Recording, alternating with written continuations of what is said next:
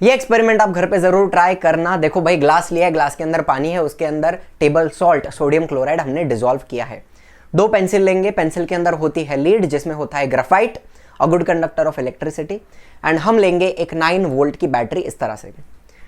अब इसमें 2 टर्मिनल हैं, पॉजिटिव एंड नेगेटिव टर्मिनल, तो हम दोनों पेंसिल को इस तरह से एंड पे लगा देंगे एंड पानी के अंदर डुबा देंगे। तो दोनों टर्मिनल्स पे, पॉजिटिव एंड नेगेटिव दोनों टर्मिनल पे हमें गैस प्रोड्यूस होते हुए दिखाई देगी, बबल्स दिखाई देंगे। जो पॉजिटिव टर्मिनल है एनोड, उसके ऊपर क्लोरीन गैस इवॉल्व हो रही है, ये मैं आपको बता देता हूं। लेकिन जो नेगेटिव टर्मिनल है उस पर भी बबल्स आ रहे हैं। तो नेगेटिव टर्मिनल कैथोड पर कौन सी गैस प्रोड्यूस हो रही है, ये मैं आपसे जानना चाहता हूं। थोड़ा out of the syllabus question है, लेकिन बहुत ही ज्यादा मजा आएगा अगर आप इसको सॉल्व करने की कोशिश करोगे।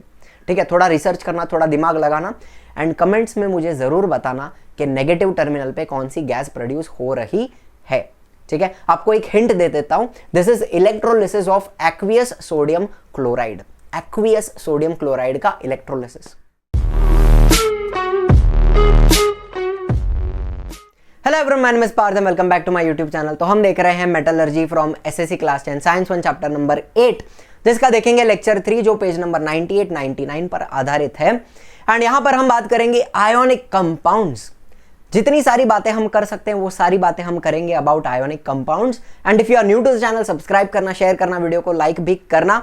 We also have a Telegram channel जिसकी लिंक आपको मिल जाएगी डिस्क्रिप्शन में, ज्वाइन कर लेना, वहां पर भी मैं रेगुलर अपडेट्स देते रहता हूं। तो शुरू करते हैं बिना किसी देरी के। अब देखो, आयोनिक कंपाउंड्स जो है ना, ये कैसे बनते हैं, आयोनिक बॉन्डिंग कैसे होती है, ये सब हमने लास्ट लेक्चर में, लेक्चर नंबर 2 में देखा है। अगर आपने वो लेक्चर नहीं देखा है तो उसकी लिंक यहीं कहीं पे ऊपर आ जाएगी, देख लेना वो लेक्चर। उस लेक्चर में हमने क्या बोला, metals lose electrons, metals lose करते हैं इलेक्ट्रॉन्स को एंड उनके ऊपर एक पॉजिटिव चार्ज आ जाता है। Metals lose electrons to form cations. Cations क्या होते हैं, पॉजिटिवली चार्ज्ड आयंस होते हैं, इस तरह से, बराबर। एंड जो नॉन मेटल्स होते हैं वो क्या करते हैं, they gain electrons, non metals gain electrons to form anions. Anions क्या होते हैं, नेगेटिवली चार्ज्ड आयंस होते हैं। ठीक है, ये जो कैटायन और एनायन होते हैं ना, इनके बीच में एक जबरदस्त इलेक्ट्रोस्टैटिक फोर्स ऑफ अट्रैक्शन होता है, फोर्स ऑफ अट्रैक्शन होता है। एंड ये फोर्स इतना स्ट्रांग होता है कि ये कैटायन एनायन एक दूसरे को अपनी ओर खींच लेते हैं, चिपक जाते हैं। ठीक है, एंड जैसे ही वो चिपक जाते हैं क्या बन जाता है, एक आयोनिक बॉन्ड बन जाता है, एक आयोनिक कंपाउंड बन जाता है। बहुत ही सिंपल बात है। Metals lose electrons to form cations, ठीक है, non metals gain electrons to form anions. Cation और एनायन के बीच में क्या रहने वाला है, इलेक्ट्रोस्टैटिक फोर्स ऑफ अट्रैक्शन रहेगा, चिपक जाएंगे दोनों एंड बन जाएगा आयोनिक बॉन्ड, आयोनिक कंपाउंड। बहुत सिंपल बात। अब ये लोग ने क्या बोला है, सुनो, the number of cations and anions in a compound, एक कंपाउंड के अंदर का कैटायन और एनायन का number and the magnitude of the electric charge on them. Magnitude मतलब क्या, quantity. The quantity of the electric charge on them is such that the positive and negative charges will balance each other. इसका क्या मतलब होता है sir, बताता हूं, सुनो। एग्जांपल लेते हैं, हमने लिया है टेबल सॉल्ट सोडियम क्लोराइड। अब इसके अंदर एक सोडियम एटम है और एक क्लोरीन का एटम है। सोडियम होता है +1, सोडियम का जो कैटायन होता है उस पर चार्ज कितना है, +1। क्लोरीन का जो एनायन है उसके ऊपर चार्ज कितना है, -1। तो +1 -1 एक दूसरे को बैलेंस कर देगा। बहुत बढ़िया सर, बहुत सिंपल है। वैसे ही अगर एक और एग्जांपल लेते हैं, मैग्नीशियम ऑक्साइड। अब यहां पर मैग्नीशियम के ऊपर होता है +2 चार्ज एंड ऑक्सीजन के ऊपर होता है -2 चार्ज। तो +2 -2 क्या एक दूसरे को बैलेंस कर रहा है, बिल्कुल कर रहा है। एक और एग्जांपल लेते हैं, मैग्नीशियम क्लोराइड। अब यहां पे देखो, मैग्नीशियम का एटम कितना है, 1 है। क्लोरीन के कितने एटम है, 2 एटम है। मैग्नीशियम के ऊपर चार्ज कितना होता है, +2। क्लोरीन के ऊपर होता है -1, लेकिन हमारे पास कितने क्लोरीन है, 2 क्लोरीन एटम्स हैं। तो टोटल माइनस चार्ज कितना हो गया, -2। तो मैग्नीशियम का +2 एंड दोनों क्लोरीन का -2 एक दूसरे को बैलेंस कर रहा है कि नहीं, यस। एक मैग्नीशियम 2 क्लोरीन, बैलेंस हो गया। वैसे ही अगर हम लेते हैं एल्यूमिनियम ऑक्साइड Al2O3, यहां पर कितने एल्यूमिनियम एटम है? 2 एल्यूमिनियम एटम है एंड एल्यूमिनियम के ऊपर होता है +3 चार्ज, तो +3 +6 हो गया बराबर। एंड अपने पास 3 ऑक्सीजन के आयंस हैं, एनायंस हैं, O-2 O-2 O-2 -2 -2 हो जाएगा। तो +6 एल्यूमिनियम का एंड -6 ऑक्सीजन का, क्या ये भी एक दूसरे को बैलेंस कर रहे हैं? बिल्कुल कर रहे हैं। तो ये जो पॉइंट है वो एक और बार पढ़ लेते हैं फटाफट। The number of cations and anions in a compound and the magnitude, what is magnitude? Quantity of electric charge on them is such that the positive and negative charges will balance each other. तो हम क्या बोलेंगे? as a result an ionic compound is electrically neutral. मतलब एक ionic compound के अंदर जो cation होता है एंड जो एनायन होता है, उनके ऊपर जो चार्ज होता है वो एक दूसरे को क्या करता है? बैलेंस करता है। एंड हमारा compound as a whole electrically neutral होता है। जितना पॉजिटिव चार्ज है उतना ही नेगेटिव चार्ज है, एक दूसरे को बैलेंस कर रहा है। एकदम सिंपल बात, समझ में आ गई? भेज में फिट हो गई? थोड़ा आगे चले तो मान लो कि मैंने 3 अलग अलग कंपाउंड्स लिए हैं। कॉपर सल्फेट लिया है CuSO4, sodium chloride NaCl and iron sulphate FeSO4। अब ये तीनों चित्र देख के आपको एक बात समझ में आई होगी कि ये जो आयोनिक कंपाउंड होते हैं वो क्रिस्टलाइन नेचर के होते हैं। देखो ना, क्रिस्टल्स बने हुए हैं। एंड एक क्रिस्टल को हाथ में लेके देखो, कॉपर सल्फेट का क्रिस्टल अगर मैंने लिया तो वो मुझे कैसा दिख रहा है? क्या वो स्मूथ है? उसका जो सरफेस है क्या वो स्मूथ है? क्या वो चमक रहा है, शाइनी है? क्या उसके पास एक डेफिनेट शेप है? यस और नो? तो हम क्या बोलेंगे? The ionic compounds they are crystalline in nature. उनका क्रिस्टल्स होता है एंड ये क्रिस्टल्स कैसा होता है? The surfaces of the crystalline substance have a definite shape. एक प्रॉपर शेप होता है, स्मूथ होते हैं और शाइनी होते हैं। बराबर, यहां तक बात समझ में आ रही है? बहुत ही सिंपल है, ठीक है। Surfaces have a definite shape, they are smooth and shiny. लेकिन सवाल यह है कि जो आयोनिक कंपाउंड्स हैं ये क्रिस्टलाइन क्यों हैं? ये स्मूथ क्यों है? ये शाइनी क्यों है? ये क्रिस्टलाइन क्यों है? आपको एक अंदर की बात बताता हूं। जब एक आयोनिक कंपाउंड बनता है तो उसके अंदर जो आयंस होते हैं, कैटायंस एंड एनायंस, ये जो आयंस होते हैं ना, उनकी एक प्रॉपर अरेंजमेंट बनती है, एक रेगुलर अरेंजमेंट बनती है। एग्जाम्पल लेते हैं, मान लो हमने सॉल्ट लिया है अपना सोडियम क्लोराइड, तो उसके अंदर ये रहेगा Na+ आयन अपना कैटायन, उसके बाजू में आएगा Cl- एनायन, उसके बाजू में Na+, उसके बाजू में Cl, Na, Cl, Na, Cl। इस तरह से अरेंजमेंट बनने वाली है, एक रेगुलर अरेंजमेंट बनने वाली है आयंस की, बराबर। इसके नीचे वापस Cl, Na, Cl, Na, Cl, Na, Cl, इस तरह से अरेंजमेंट बनेगी। उसके नीचे भी इस तरह से अरेंजमेंट बनेगी, उसके नीचे भी एक रेगुलर अरेंजमेंट बनने वाली है। तो जब भी एक आयोनिक कंपाउंड बनता है तो ions are arranged in a regular manner, ये हमें याद रखना है, ठीक है। तो हम क्या बोलेंगे? The regular arrangement of ions in the solid ionic compound is responsible for their crystalline nature।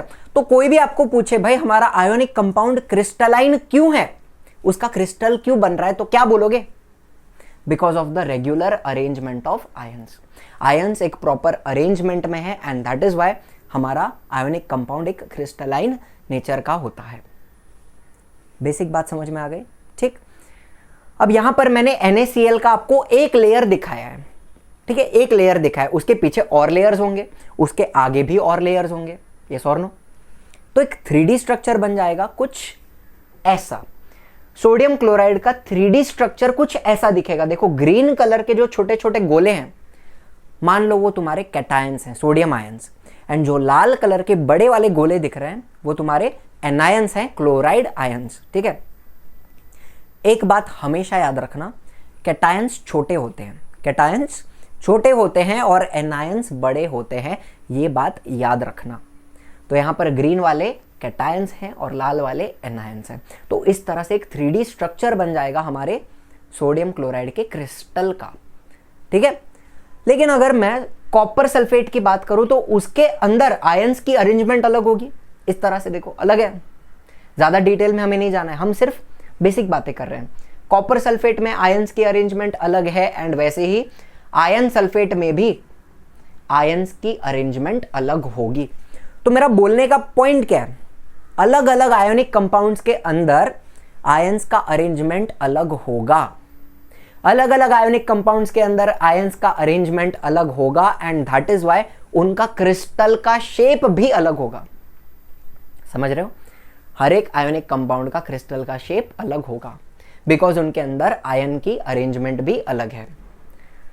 ठीक, यहां तक बात समझ में आ गई। तो अब सवाल यह है कि कौन डिसाइड करता है कि आयंस की अरेंजमेंट कैसी होगी। एग्जाम्पल लेते हैं Al2O3 एल्यूमिनियम ऑक्साइड। ध्यान से सुनना, यहां पे 2 एल्यूमिनियम है और 3 ऑक्सीजन है। एल्यूमिनियम पॉजिटिव है, ऑक्सीजन नेगेटिव है, तो उनके बीच में, एल्यूमिनियम एंड ऑक्सीजन के बीच में एक अट्रैक्शन होगा, अट्रैक्टिव फोर्स होगा, बराबर। एल्यूमिनियम एल्यूमिनियम ये दोनों पॉजिटिव हैं तो उनके बीच में रिपल्शन होगा, एक दूसरे को लोग धक्का मारेंगे। एंड वैसे ही ऑक्सीजन ऑक्सीजन के बीच में भी क्या रहेगा, रिपल्शन रहेगा। तो ध्यान से सुनना मैं क्या बोल रहा हूं। The main factor that determines the general arrangement of ions, crystal के अंदर आयन की अरेंजमेंट कौन डिसाइड कर रहा है, the attractive force between oppositely charged ions. मतलब यहां पर एल्यूमिनियम एंड ऑक्सीजन के बीच में जो अट्रैक्टिव फोर्स है, ठीक है, ये नंबर 1 फैक्टर है हमारा। एंड सेकंड फैक्टर कौन सा रहेगा, the repulsive force between the similarly charged ions. मतलब एल्यूमिनियम एल्यूमिनियम के बीच में क्या रहेगा, रिपल्शन रहेगा। सिमिलर चार्ज है ना, तो एक दूसरे को लोग धक्का मारेंगे। एंड वैसे ही ऑक्सीजन ऑक्सीजन के बीच में भी क्या रहेगा, रिपल्शन रहेगा।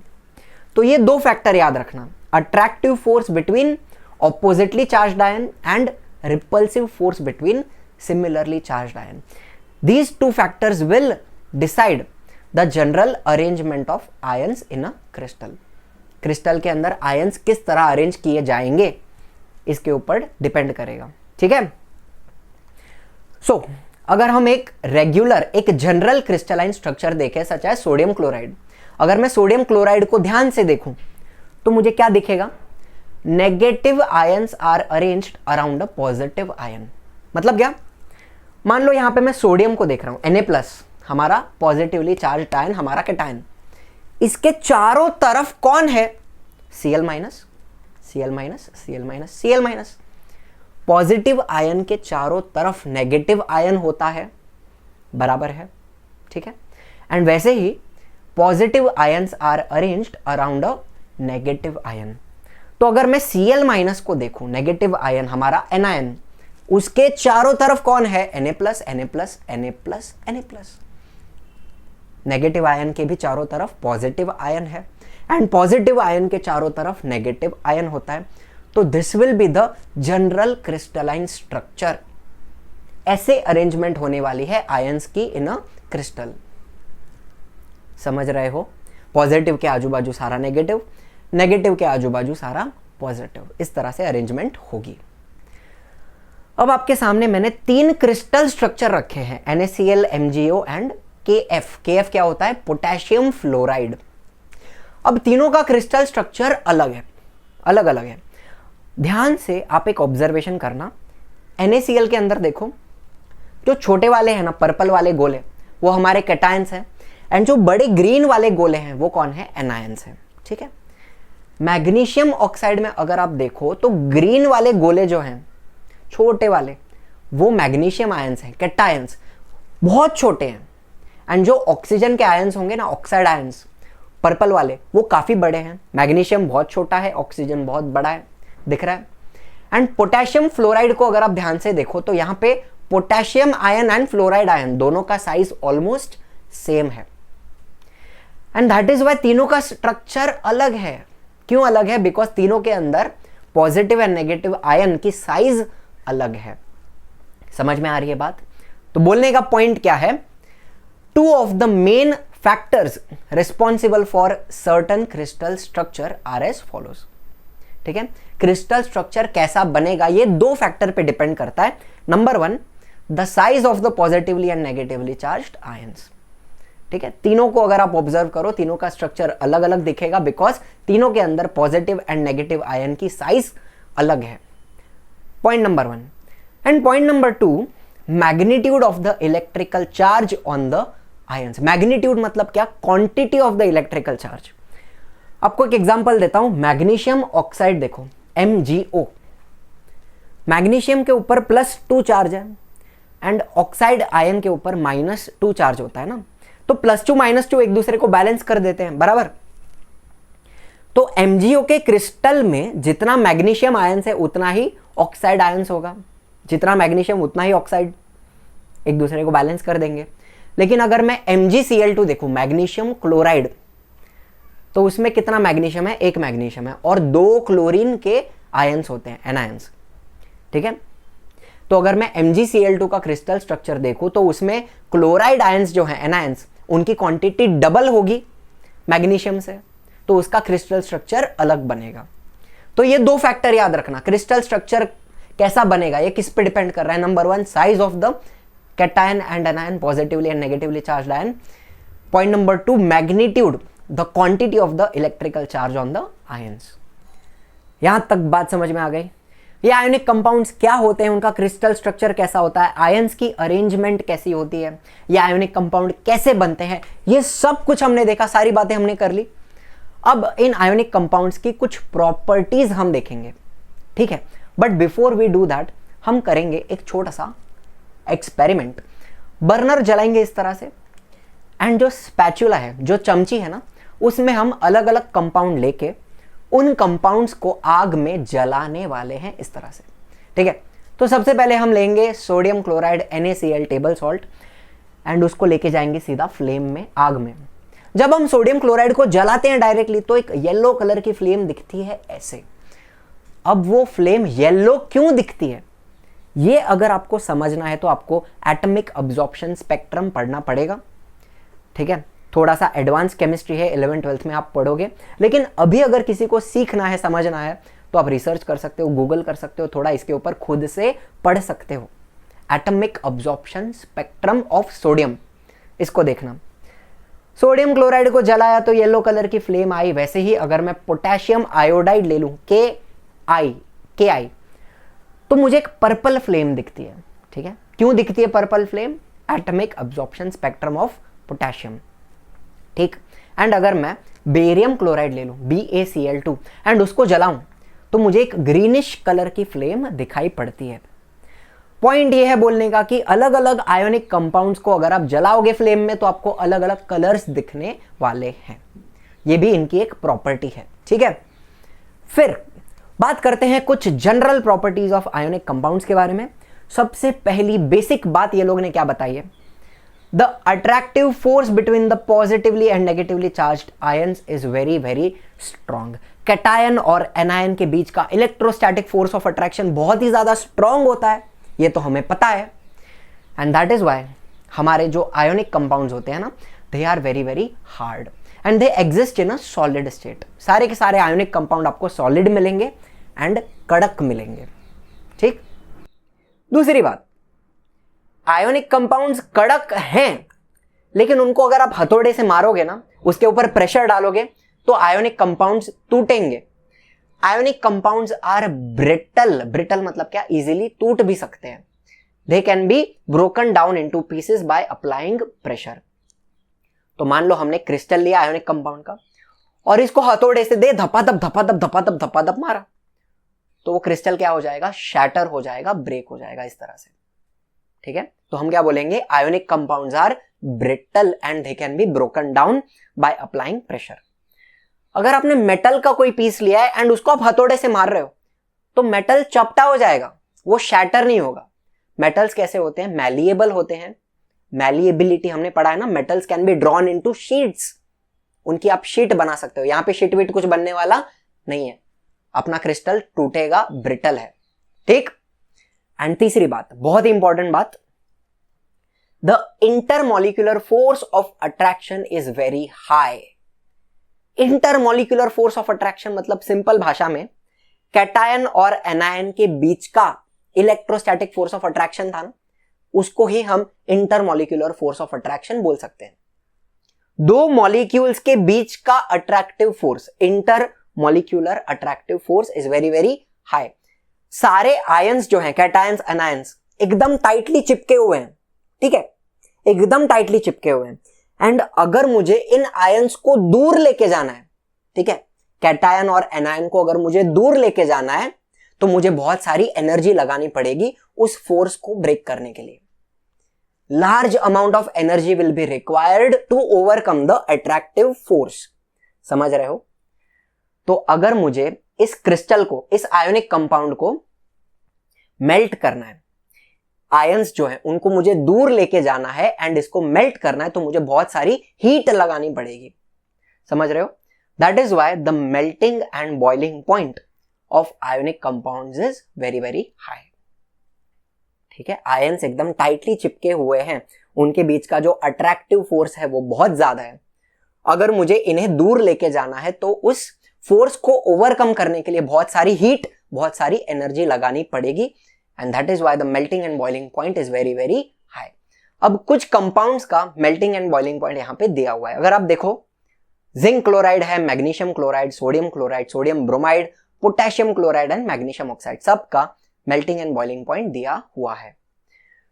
अपना सोडियम क्लोराइड है ना, टेबल सॉल्ट, उसका मेल्टिंग पॉइंट कितना है? 800 डिग्री सेल्सियस। 800। अगर आप कटोरी में सॉल्ट लेते हो और गैस पे रख देते हो तो क्या वो मेल्ट होने वाला है? नहीं होगा मेल्ट, घर पे नहीं होगा ये। 800 डिग्री पे मेल्ट होता है। एंड उसका बॉइलिंग पॉइंट कितना दिया है? 1465, 1465 डिग्री सेल्सियस। तो अगर आपको सॉल्ट को मेल्ट करना है ना, आपको फर्नेस में मेल्ट करना पड़ेगा। इस तरह से फर्नेस में डालेंगे, दे धपाधप गर्म करेंगे, एंड तब जाके वो सोडियम क्लोराइड ऐसे मेल्ट होगा, लिक्विड स्टेट में आ जाएगा। समझ रहे हो? तो बात याद रखना, सॉल्ट मेल्ट होते हैं, सॉल्ट मेल्ट होते हैं, but at a very high temperature. 800 degree लगता है तुम्हारे सोडियम क्लोराइड को मेल्ट होने के लिए। पॉइंट नंबर 4 देखो क्या बोल रहा है, ionic compounds are water soluble. हाँ, हमें पता है आयोनिक कंपाउंड्स पानी के अंदर डिसॉल्व होते हैं। मान लो हमने ले लिया सॉल्ट NaCl, सोडियम क्लोराइड, पानी, सॉल्ट को डाल देंगे पानी में इस तरह से, ठीक है, ग्लास रॉड को उठाएंगे, मिक्स करेंगे, सारा का सारा सॉल्ट धीरे धीरे करके पानी के अंदर डिसॉल्व हो जाएगा, लाइक दिस। ये तो हमें पता है सर, लेकिन ये डिसॉल्व क्यों हुआ? अगर ये हमें समझना है तो थोड़ी एडवांस्ड केमिस्ट्री समझनी पड़ेगी। एडवांस नहीं है, बेसिक ही है, ठीक है। ये वाटर मॉलिक्यूल है, इसमें जो ऑक्सीजन होता है ना, वो ऑक्सीजन थोड़ा सा नेगेटिव होता है, थोड़ा सा स्लाइटली नेगेटिव होता है, तो उसको हम डेल्टा नेगेटिव बोलते हैं। क्या बोलते हैं? Delta negative. थोड़ा सा नेगेटिव चार्ज ऑक्सीजन के ऊपर होता है। एंड वैसे ही जो हाइड्रोजन है उसके ऊपर थोड़ा सा पॉजिटिव चार्ज होता है, हल्का सा, तो उसको हम डेल्टा पॉजिटिव बोलेंगे। दोनों हाइड्रोजन डेल्टा पॉजिटिव होते हैं, ऑक्सीजन डेल्टा नेगेटिव। डेल्टा मतलब थोड़ा सा नेगेटिव, ठीक है। तो मान लो हमने लिया पानी, पानी के अंदर हमने डाला सॉल्ट। अभी इसमें जो पर्पल वाले गोले हैं वो सोडियम के हैं, कैटायंस हैं, एंड जो Cl है वो ग्रीन वाले गोले हैं, ठीक है। बड़े बड़े जो ग्रीन वाले हैं वो हमारा एनायंस है, ठीक। तो अब क्या होता है ना, जैसे ही हमने सॉल्ट को पानी में डाला तो वाटर मॉलिक्यूल्स इसके आसपास आ जाएंगे इस तरह। अब हाइड्रोजन जो है, ध्यान से देखना, हाइड्रोजन डेल्टा पॉजिटिव है, थोड़ा सा पॉजिटिव है, तो ये हाइड्रोजन क्लोरीन को खींचेगा, ग्रीन वाला गोला उसको ऐसे ऐसे खींच रहा है वो, ठीक। वैसे ही ऑक्सीजन डेल्टा नेगेटिव है, थोड़ा सा नेगेटिव है, तो वो सोडियम को खींचेगा, पर्पल वाले गोले को। समझ रहे हो? वैसे ही हाइड्रोजन किसको खींचेगा? क्लोरीन को खींचेगा। ऑक्सीजन किसको खींचेगा? सोडियम को खींचेगा। तो सारे वाटर मॉलिक्यूल्स अपने सॉल्ट को घेर लेंगे। हाइड्रोजन किसको खींच रहा है? क्लोरीन को खींच रहा है, ऑक्सीजन सोडियम को खींच रहा है, तो ऐसा खींचमतानी होने वाला है। एंड अपने जो आयंस हैं, कैटायंस, एनायंस, ये धीरे धीरे सेपरेट होने लगेंगे। आई रिपीट, अपने कैटायंस और एनायंस क्या होंगे? सेपरेट होने लगेंगे, एंड अपना सॉल्ट डिसॉल्व होगा। तो ये जो सेपरेशन का प्रोसेस है ना, इसको हम बोलते हैं डिसोसिएशन। समझ रहे हो? ज्वाइंट होने को क्या बोलते हैं? एसोसिएशन। तो अपना कैटायन और एनायन दूर जा रहा है, पानी उसको खींच रहा है, तो इसको हम बोलते हैं डिसोसिएशन। समझ रहे हो? तो अब क्या होगा अल्टीमेटली, मान लो हमने सोडियम लिया है, ठीक है, सोडियम का आयन, इसके आजू बाजू वाटर मॉलिक्यूल्स इसको घेर के खड़े हो जाएंगे, ठीक है। तो इस तरह से ऑक्सीजन जो रहेगा वो सोडियम की तरफ पॉइंटेड रहेगा, सोडियम एंड ऑक्सीजन के बीच में एक अट्रैक्टिव फोर्स रहेगा, ये दूसरा वाटर मॉलिक्यूल, ये तीसरा वाटर मॉलिक्यूल। तो इस तरह सारे वाटर मॉलिक्यूल्स सोडियम को घेर के खड़े हो जाएंगे, ऑक्सीजन सोडियम की तरफ पॉइंटेड रहेगा। ठीक, तो हम क्या बोलेंगे, the water molecules Orient in a particular manner. Orient मतलब क्या, टर्न। जो ऑक्सीजन है वो सोडियम की तरफ पॉइंट हो गया ना, टर्न हो गया ना। The water molecules orient themselves in a particular manner around the ions which are separated by dissociation. ठीक है, तो वैसे ही क्लोरीन के आजू बाजू भी वाटर मॉलिक्यूल्स उसको घेर के खड़े हो जाएंगे, लेकिन यहां पे hydrogen will be pointed towards chlorine, and chlorine और हाइड्रोजन के बीच में एक अट्रैक्टिव फोर्स होगा। ये दूसरा, ये तीसरा, इस तरह से, समझ रहे हो। सो कैन आई से a new force of attraction is established. एक नया फोर्स ऑफ अट्रैक्शन आ गया है यहां पे between the ions and the water molecules. Sodium और ऑक्सीजन के बीच में एक फोर्स आ गया अट्रैक्शन वाला, क्लोरीन और हाइड्रोजन के बीच में एक बॉन्ड अट्रैक्टिव फोर्स आ गया, बराबर। तो एक नया फोर्स ऑफ अट्रैक्शन यहां पे आ जाएगा between the ions and the water molecules surrounding them. समझ रहे हो। एंड फिर इस तरह से हमारे सोडियम एंड क्लोरीन आयंस जो है वो पानी में तैरने लगेंगे, एंड क्या बन जाएगा, एक एक्वियस सॉल्यूशन बन जाएगा।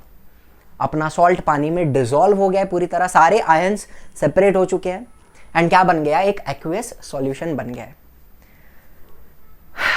समझ में आ रही है बात, बहुत ही सिंपल है। ठीक, तो हमने क्या बोला, ionic compounds are water soluble, yes, but they are insoluble in solvents like kerosene and petrol. क्यों ऐसा, बिकॉज केरोसिन एंड पेट्रोल का जो मॉलिक्यूल्स है ना, वो अपने आयंस को अट्रैक्ट नहीं करता। पानी कैसा आयंस को खींच रहा है ना, खींच रहा है तो डिसोसिएशन हो रहा है, वैसा केरोसिन एंड पेट्रोल का मॉलिक्यूल्स अपने आयंस को खींच पाता नहीं है, उनके बीच में कोई भी अट्रैक्शन नहीं होता, एंड दैट इज व्हाई अपना सॉल्ट, अपना आयोनिक कंपाउंड केरोसिन पेट्रोल में डिसॉल्व नहीं होता। सिंपल। तो आज का अपना आखिरी पॉइंट, पॉइंट नंबर 5, देखो क्या बोल रहा है फटाफट। The ionic compounds can not conduct electricity when in solid state. जब हमारा आयोनिक कंपाउंड सॉलिड है इस तरह से, तो उसके अंदर सारे आयंस, कैटायंस, अनायंस टाइटली चिपके हुए हैं ना, दे आर रिजिडली बाउंड, उनके बीच का इलेक्ट्रोस्टैटिक फोर्स ऑफ अट्रैक्शन बहुत ज्यादा हाई है, बराबर है। मुझे एक बात बताना, इलेक्ट्रिक करंट कब बनता है, because of movement of charge. जब एक चार्ज पॉइंट ए से पॉइंट बी मूव करता है, तब हम बोलते हैं ना कि एक इलेक्ट्रिक करंट प्रोड्यूस हुआ, इलेक्ट्रिसिटी आई, बिजली आई। चार्जेस हैव टू मूव, लेकिन यहां पे अपना दोनों चार्ज पॉजिटिव नेगेटिव चिपका हुआ है, हिल सकता है नहीं। तो सॉलिड स्टेट में आयोनिक कंपाउंड इलेक्ट्रिसिटी कंडक्ट नहीं करेंगे। क्यों नहीं करेंगे, because in this state the ions can not leave their place, simple as that. दिमाग में गया बात। लेकिन अगर मैं मेरे सॉल्ट को, आयोनिक कंपाउंड को डिसॉल्व करूं पानी के अंदर, तो आयंस डिसोसिएट हो जाएंगे, सेपरेट हो जाएंगे, पानी उसको खींचेगा ना, एंड अपने सारे आयंस अब फ्रीली मूव कर पा रहे हैं। यस और no, ions are freely moving. तो अब ये सॉल्यूशन, क्या ये सॉल्यूशन इलेक्ट्रिसिटी कंडक्ट कर सकता है? हाँ, बिल्कुल करेगा। तो हम क्या बोलेंगे, the aqueous solution of ionic compound. Aqueous solution मतलब क्या, आयोनिक कंपाउंड को पानी में डिसॉल्व किया है। The aqueous solution of ionic compound will conduct electricity as they contain dissociated ions. अपने आयंस डिसोसिएट हो चुके हैं और फ्रीली मूव कर पा रहे हैं। एक बात, लेकिन दूसरी बात, मान लो मैंने सॉल्ट को डिसॉल्व नहीं किया, उसको मैंने डिसॉल्व नहीं किया, उसको मैंने बहुत हीट किया और मेल्ट कर दिया। सॉल्ट को मैंने मेल्ट किया। जब सॉल्ट मेल्ट होगा तब भी उसके आयंस फ्रीली मूव कर पाएंगे, यस और नो? एंड तब मोल्टन स्टेट में भी अपना सॉल्ट इलेक्ट्रिसिटी कंडक्ट कर पाएगा, यस। तो हम क्या बोलेंगे, इवन इन द फ्यूज्ड और मोल्टन स्टेट। फ्यूज्ड मतलब ही मोल्टन, दूसरा नाम है उसका। इवन इन द फ्यूज्ड और molten state they can conduct electricity as the ions are mobile. Mobile मतलब क्या, मूव कर पा रहे हैं फ्रीली। तो दो बातें याद रखनी है यहां पे, aqueous solution of ionic compound electricity conduct करेगा, यस, हाँ। फ्यूज्ड और molten state of ionic compound ये भी इलेक्ट्रिसिटी कंडक्ट करेगा, बिकॉज उसके अंदर भी आयंस फ्रीली मूव कर पाएंगे। क्लियर हो गई इतनी बात? तो एक आखिरी बात बताता हूं, चलो ये अपना एक्सपेरिमेंटल सेटअप है। मैंने 2 ग्रेफाइट के इलेक्ट्रोड लिए हैं। इलेक्ट्रोड मतलब क्या, रॉड जैसा ही होता है, सिंपल। ग्रेफाइट आपको पता है पेंसिल के लीड में होता है, मैंने आपको बताया it is a good conductor of electricity. Carbon का एक एलोट्रोप है, ठीक। ग्रेफाइट के मैंने 2 इलेक्ट्रोड लिए हुए हैं। ऊपर आपको एक स्विच दिख रहा है जो अभी बंद है, बल्ब दिख रहा है जो जल रहा नहीं है, इलेक्ट्रिसिटी पास नहीं हो रही है, एक बैटरी भी लगाई हुई है। अब लेफ्ट हैंड साइड का जो इलेक्ट्रोड है वो बनेगा अपना कैथोड, नेगेटिव टर्मिनल, ठीक। एंड राइट हैंड साइड का जो अपना इलेक्ट्रोड है वो बनेगा एनोड, पॉजिटिव टर्मिनल, इस तरह से। कूल। अब अगर मैं स्विच को ऑन करूं एंड करंट पास करूं तो क्या होगा? On passing current through the solution ions will move to the oppositely charged electrodes. म्हणजे काय, ध्यान से सुनना। सोडियम आयन्स जो है यहां पे, उनके ऊपर प्लस चार्ज है, पॉजिटिव चार्ज है, कैथोड के ऊपर नेगेटिव चार्ज है। तो अपना सोडियम आयन्स कैथोड पे जाएगा, यस और no? Sodium ions will move to cathode. ध्यान से सुनना, कैटायंस कैथोड की तरफ जाते हैं, कैटायंस कैथोड की तरफ जाते हैं। एंड अपना क्लोरीन आयन्स, एनायंस, उनके ऊपर नेगेटिव चार्ज है, वो लोग पॉजिटिव इलेक्ट्रोड पे जाएंगे। Anions go to anode, simple as that. Cations cathode, anions anode, cations cathode, anions anode, ठीक है। Ions will move to oppositely charged electrode, इस तरह से। स्विच मैंने चालू किया, येलो कलर का बटन दबा दिया, तो इस तरह से अपने आयंस मूव करेंगे। सोडियम किधर जा रहा है? कैथोड पे जा रहा है। क्लोरीन किधर जा रहा है? एनोड पे जा रहा है। बात समझ में आई? ठीक है। अब लेक्चर के एकदम स्टार्टिंग में मैंने आपको जो सवाल पूछा था, मैंने क्या बताया था कि जो एनोड होता है, पॉजिटिव टर्मिनल, उसके ऊपर क्लोरीन गैस के बबल्स आएंगे इस तरह। देखो भाई, क्लोरीन गैस किधर आ रही है? एनोड पे आ रही है। फिर मैंने आपको बताया कि जो कैथोड है उस पे भी बबल्स आ रहे हैं, गैस आ रही है। अब यहां पे तो सोडियम दिखाया हुआ है जस्ट फॉर रिप्रेजेंटेशन, लेकिन जब हम एक्वियस सोडियम क्लोराइड का इलेक्ट्रोलाइसिस करते हैं, ऐसे, एक्वियस मतलब क्या? पानी में डिसॉल्व किया हुआ। एनोड पे क्लोरीन गैस आती है एंड कैथोड पे हाइड्रोजन गैस के बबल्स प्रोड्यूस होते हैं। सोडियम नहीं मिलता। सोडियम कब मिलेगा? जब आप मोल्टन सोडियम क्लोराइड लोगे ना, फ्यूज्ड सोडियम क्लोराइड, उसका इलेक्ट्रोलिसिस करोगे तो आपको ऐसा मिलेगा। कैथोड पे सोडियम आएगा, एनोड पे क्लोरीन आएगा। लेकिन एक्वियस सॉल्यूशन का इलेक्ट्रोलिसिस करोगे तो आपको कैथोड पे हाइड्रोजन गैस के बबल्स मिलेंगे, एनोड पे क्लोरीन गैस के बबल्स मिलेंगे, ठीक है। ये क्यों होता है, उसके पीछे भी कुछ कारण है, कुछ रीजंस है जो आप 11th स्टैंडर्ड 12th में पढ़ोगे, ठीक है। तो आपका आंसर यहाँ पे मैंने दे दिया। एंड ये जो सॉल्यूशन है वो सोडियम हाइड्रोक्साइड बन जाता है, ठीक है। Solution will become sodium hydroxide, NaOH। Cool. तो हम लास्ट में क्या बोलेंगे? हमारे आयोनिक कंपाउंड्स इलेक्ट्रोलाइट होते हैं बिकॉज वो लोग इलेक्ट्रिसिटी कंडक्ट कर पाते हैं इन द एक्वियस स्टेट और इन द मोल्टन स्टेट। हम उनको क्या बोलते हैं? Electrolytes. That's it. I hope सारे कंसेप्ट एंड सारी बातें, सारे टॉपिक्स जो भी मैंने आज लिए हैं, सारे के सारे क्लियर हो चुके हैं, क्रिस्टल क्लियर होकर दिमाग में फिट हो चुके हैं एंड आपको लेक्चर समझ में आया है। अगर आपको वीडियो अच्छा लगा तो लाइक करना, शेयर करना, सब्सक्राइब करना चैनल को। बहुत ही बड़ा आभारी होऊंगा मैं आपका, ठीक है। एंड ऑब्वियसली अगर कोई भी कहीं पे डाउट आता है, कुछ प्रॉब्लम आता है, तो of course post it in the comments और you can follow me on Instagram, ask me doubts on Instagram, और you can mail it to me, ठीक है। एंड जैसे ही हो पाएगा, टाइम मिलेगा, I will reply to all of you. Thank you so much for watching and guys, peace out.